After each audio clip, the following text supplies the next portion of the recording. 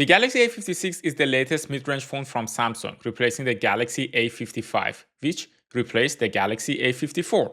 All of these phones have very small incremental changes over the last generation. For example, the Galaxy A56 screen is slightly larger than the Galaxy A55, and the Galaxy A55 is a bit larger than the Galaxy A54. Also, the A56 is lighter, even though the battery capacity on all of them is the same. The chipset of the A56 is also better than the A55. To my surprise, there are also some areas where we kind of went backward when it comes to the A56. I am Mo, and today I'm going to test everything from the camera to the performance and display of these phones. I bought all of them with my own money, and right off the bat I can tell you A54 is actually my current second phone that I use daily, and I'm quite content with it. The Galaxy A56 has a new design and weighs only 198 grams, making it lighter than the A55. I bought it in pink, which is also much more muted. Right off the bat, I do like the new camera bump from the design perspective, but first, it has no functional purpose since the camera system is the same as before, and second, it can collect dust under the camera housing. Also, the back of the A56 feels cheaper and more hollow than the back of A55. Out of the three devices, I find the A55 to feel the most premium in hand, but that's just my preference. They are all IP67 rated, and I don't think any of them will be more durable than the others, especially if you use a case. From my personal experience, I can tell you my A54 has been going strong for the last 2 years. Another change is that they moved the SIM card tray to the bottom of A56. But here is where things get interesting. There is no SD card slot anymore in the SIM card tray for the A56, as Samsung has removed it, which is a shame. I blame Google and Apple for stopping support for SD cards on their operating system more and more, pushing customers to buy cloud storage. The A56 also has the larger display and is larger than the A55. The A55 is also naturally larger than the A54. The display resolution has stayed the same over the last generations, meaning, interestingly, the A54 display is sharper than the A55, and the A55 is slightly sharper than the A56, which is kind of a reverse trend. For PWM, I shot this with a shutter speed of 1 to 6400 of a second. And as you can see, the PWM is horrible on all of them. If you are PWM sensitive, simply avoid all of these phones. It is better to look elsewhere. Software-wise, they are all running OneUI. The A56 is running OneUI 7 right now, and the other two phones will get OneUI 7 before the launch of GTA 6, or at least we hope. All three phones are also running an Exynos chipset, but different variants of it. The A54 is running the Exynos 1380, the A55 is running the Exynos 1480, and the A56 is running the Exynos 1580. To test performance, I ran a couple of benchmarks and also played some games. I started with Geekbench, which is a benchmark to test chipset performance, especially the CPU. The Galaxy A56 got around 20% better single core compared to the Galaxy A55. In multi-core, it has scored around 10% better than the Galaxy A55, which is a huge gap to be noticeably different on a daily basis. But coming from the Galaxy A54, you will notice the difference. Then, I decided to run Wildlife Extreme test. I ran just one loop of this test to see which phone had better graphics performance. Here, the A56 got the best score, averaging around 8 frames per second, while the A55 ran around 6 and A54 ran around 4 to 5 frames per second. I didn't have AnTuTu installed on the Galaxy A54, so I ran AnTuTu on the other two phones. AnTuTu is a more comprehensive benchmark since it tests many different scenarios for the phone, such as compression, QR scanning, and other tasks. By the end of the test, the A56 got a score of 870K, while the A55 scored 725K. For the next test, I wanted to check the thermals of the phones and also their 5G connection. Therefore, I put all three phones on the same 5G network and disconnected the Wi-Fi. I connected all of them to the same Google Meet call to talk to each other. This is one of the most intense tests I usually run. By the end of it, after 50 minutes, they had similar temperatures and they were all within a reasonable range. For the next test, I decided to play Genshin Impact on 5G. I set the game to medium settings and played at 30 frames per second. Unfortunately, Z-Perf does not currently work with the A56, so I was not able to track the frame rate, but just based on my observation, to my surprise, the A55 actually ran the game slightly better with fewer frame drops. That could also be the reason why, by the end of the test, the Galaxy A56 stayed 1 degree cooler than the Galaxy A55. The A56 reached 35 degrees Celsius, which is 95 degrees Fahrenheit, while the A55 reached 36 degrees Celsius, which is 96 degrees Fahrenheit.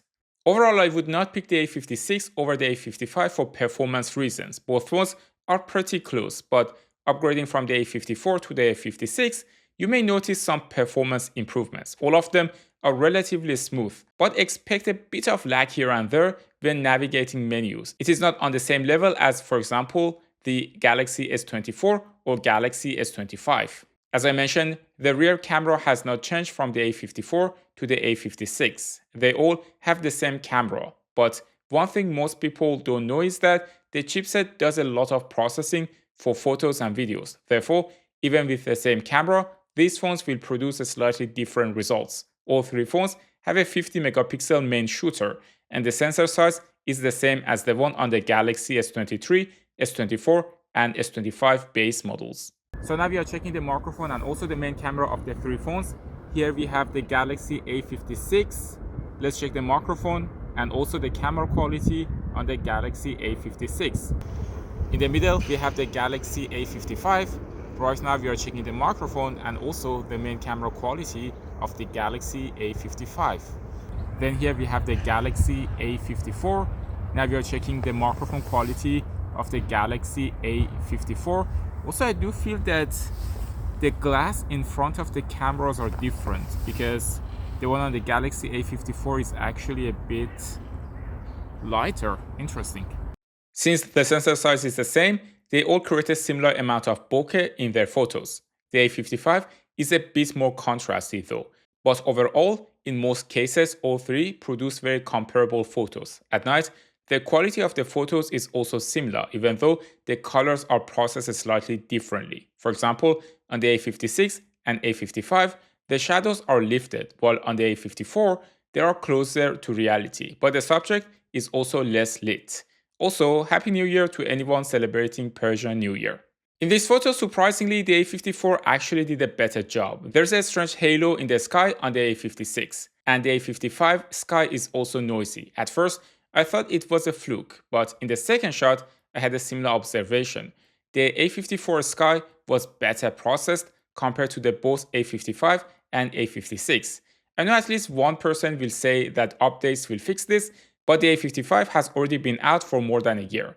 For video at night, when it comes to quality, they are all very similar. I do see a slight edge in color processing on the A56, and the footage feels a bit cleaner than on the other phones. All three phones have an ultrawide lens, but the sensor on that ultrawide lens is super small.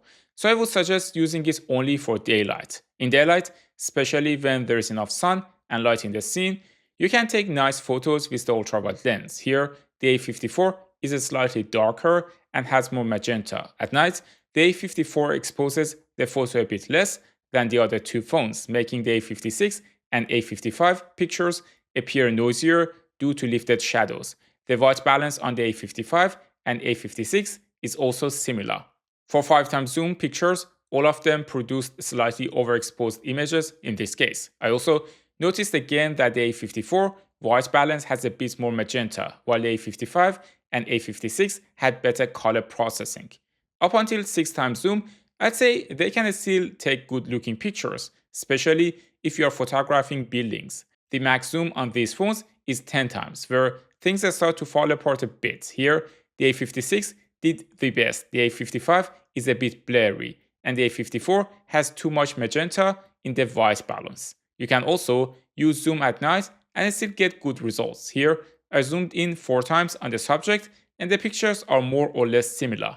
For selfies, even though the A56 did a better job, the processing is not to my taste since the photos have too much green in them, making my skin tone look a bit strange. The A54 is actually more balanced, even though the quality isn't as good. For selfie during the daytime, they are very similar, except that the A55 is a bit blurry for some reason. Maybe my hand wasn't stable enough. Now we are on the selfie camera. It's quite windy here if you cannot hear me quite well. So we have the Galaxy A56 here. The shadows are quite strong on my face. It's also quite sunny. Then we have the Galaxy A55 in the middle, and also we have the Galaxy A54 on the right side. But to me, all of them look the same. All three phones have a useless 5 megapixel macro camera that is only there for marketing purposes, and I hope next year Samsung gets rid of them, following the current trend of having fewer cameras on the phones. I guess you can take some macro shots with it.